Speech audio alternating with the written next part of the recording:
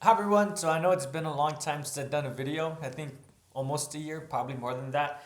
But hopefully I'll be changing that. I'm going to hopefully change that with a short review on 310 to Yuma, which was a movie that released in August of 2007. It's actually based on a original movie that was released in 1957, which was based on a short story which came out in 1953, written by Elmore Leonard.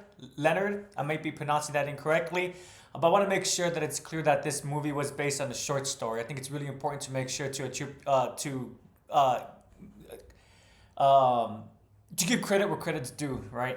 Anywho, but so the movie was written by, or pardon me, was directed by, excuse me, a James Mango. Oh, pardon me, that's my cat. A James Mango. She decided to join us when I was looking down. So again, it came out in 2007 and written by James Mango, and it stars Christian Bell, who plays Dan Evans, and Russell Crowe, who plays the villain or the antagonist, Ben Wade. So it is an older movie, and while I did have the privilege of or rather, I did have the privilege to have the opportunity to watch the movie in theaters. I did not see it in theaters, which I highly regret now. Um, I like this movie so much that I used it in my work setting in my professional field. I shared it with people in that setting because I just wanted to discuss it, and now I'm also talking about it with friends and family as well. And why do I like this movie so much? Well, right from the get go, amazing. Right from the get go, pardon me, amazing soundtrack. I'm an individual who really does enjoy any medium's music, be it the traditional album, a soundtrack for a movie, a TV show, even an anime and so forth, right? A soundtrack could really help elevate a project. And 310 to Yuma, I think, has a really great soundtrack. A soundtrack where if you do play video games, you might recognize some of the music, or rather, you might recognize some of the inspirations that's used in, which I believe was used in Red Dead Redemption, both the first and the second one. And in fact, one of the other villains, unfortunately, I didn't write his name down. The individual who plays Prince, his last name is Prince. That villain is very reminiscent of Micah Bell from Red Dead Redemption 2. So for anyone who's a Rockstar fan of those westerns, and you want some more beyond Arthur Morgan, and who's the other individual? I'm sorry. I like him too from the first one. Uh, Arthur and the individual John. Pardon me. I like Arthur more, but I think that's probably a common opinion amongst the Red Dead community.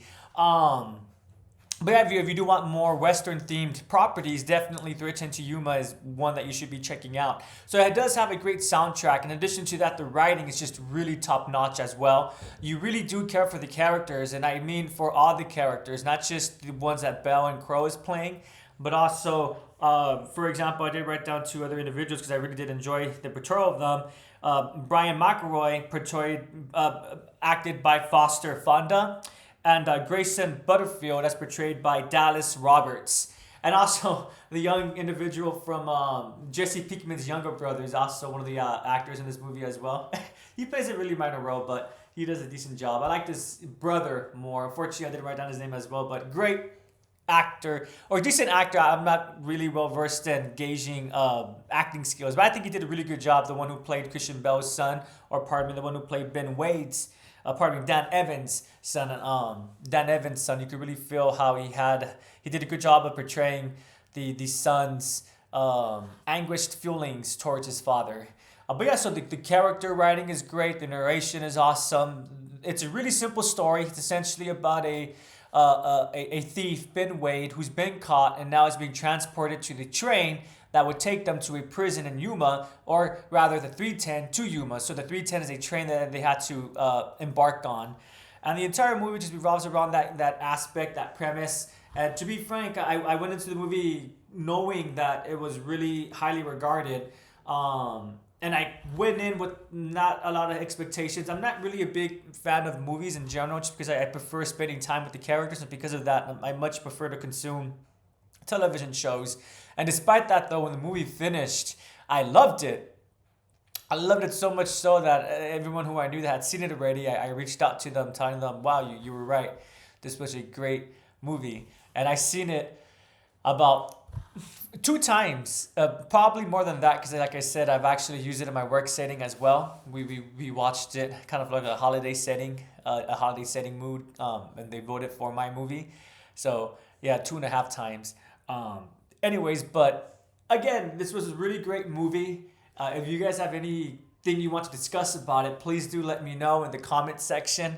As you guys can see, I have my helper over here. She'll pop in here and there. I suppose just to make a quick announcement, just out of my memory for her. My previous videos, my cat Jazz would pop out sometimes.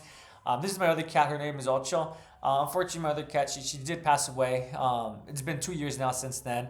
And that's why I'm not too bothered with this one interrupting and doing a surprise announcement earlier.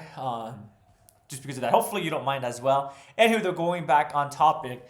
Yeah, so 310 to Yuma. If you have seen it, please do let me know. Again, I highly do recommend it. If you're a fan of movies in general, I have to say, after watching this, knowing that this was a summer blockbuster, it is kind of crazy knowing that the kind of blockbusters that we get today is more superhero themed usually. And there's nothing wrong with that, right? But after watching 310 to Yuma and because I did see recently the more recent Marvel movies, not in theaters, but I did see them, and I guess I do have thoughts about that too. I don't think I'm gonna make videos about them just because I wasn't that big enough of a fan to do so.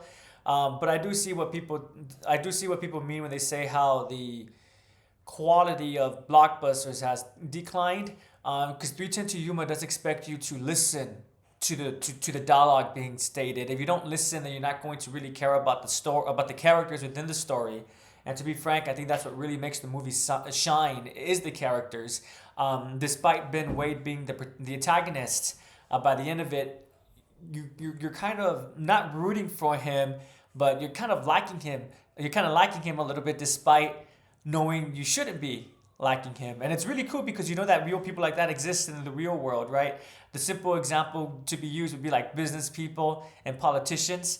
They're able to be very personable, and that's how they get people to think, oh wow, this individual, they could speak for me, they could act for me. I'm going to go ahead and follow them and do my best to support them as well.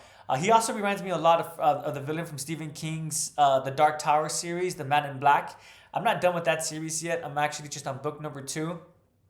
But yeah, The Man in Black was really for me reminiscent of Ben Wade, and coincidentally, he also wears more black and gray tones as well. Anywho, at this point, I'm just going to be rambling. Again, 310 to Yuma. If you enjoy movies, if you enjoy video games, more specifically Western themed games like Red Dead to Yuma, like Red Dead Redemption, then definitely check this out. If you're into great soundtracks, check this out. And as always, of course, the best selling point is Christian Bale and Russell Crowe. I used to not be really well versed in engaging acting, as I said earlier, but Bryan Cranston from Breaking Bad made me realize, oh wow, so that's what acting is. And I have to say, any property that Christian Bale works in, that individual, that man really knows how to command the scene. One of my favorite actors. If you guys haven't seen The Prestige, I might rewatch that and do a video on that, The Prestige. Brilliant film. Anywho, have a great day, everyone. You want to have a discussion, please let me know, and hopefully we can have an interesting conversation sharing our thoughts and our ideas. Take care.